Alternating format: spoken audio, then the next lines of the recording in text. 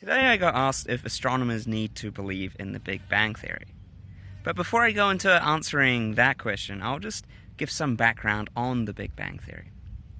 In the early days of astronomy, the last century or so, astronomers weren't sure as to what was going on with the universe. Was it the same as it's always been, the steady state model, or did it have some kind of beginning and will it have an end, which eventually became known as the Big Bang model?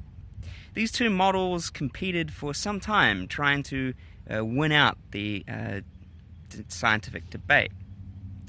But as time went on, the Big Bang Theory eventually won that debate.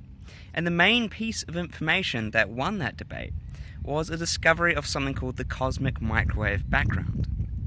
Now, this was a prediction that was made by the Big Bang Theory. If you had a hot, dense universe that expanded, you would expect it to leave some kind of residual energy, some residual light across the entire sky. As you look further back in time, you'll see this early stage of the universe.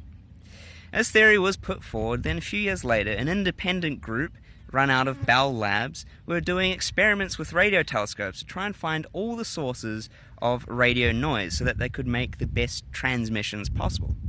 And try all they might, they couldn't get rid of a source of noise that was continuous and across the entire sky. It was after a while that this group came into contact with some theoretical physicists who knew about the Big Bang model. And this discovery led to the confirmation of the cosmic microwave background radiation, which was predicted by the Big Bang model and won the two radio astronomers, Penzias and Wilson, the Nobel Prize in Physics for their trouble.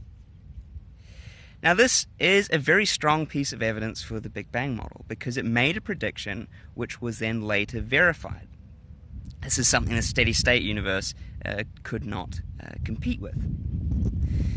And there's other bits of evidence as well. At the moment, we see that our universe is expanding. It's accelerating its expansion, but the main point is it's expanding. And because it's expanding, if you wind back the clock, so at the moment the clock is running forward and the universe is expanding, reverse that clock, the universe will start shrinking. So if you wind the clock right back, you might expect to find a universe in a very small, compact state, which makes reasonable logical sense. There's also lots of other arguments that exist for the Big Bang Theory, so there's lots of evidence supporting it. So it is a very well supported theory. Now, the question of if an astronomer can not accept the Big Bang Theory, that's an interesting one. Because in theory, you could be an astronomer working in a completely different field and not have a care in the world what the Big Bang Theory was like. You could say, I don't agree with it, it's just some random theory. But then the trouble is, if you disagree with this theory, why have you disagreed with it? Do you have contradictory evidence? Or is it just kind of a gut feeling? You don't really like it, so it shouldn't be right. Well, if you just don't really like it, you don't have contradictory evidence, then the question gets raised of, well, if you're willing to ignore this piece of evidence which supports the Big Bang Theory and propose your own self-belief, then what does that say about your own research? If you're willing to ignore the research of others, what else might you be perhaps willfully overlooking in your own field?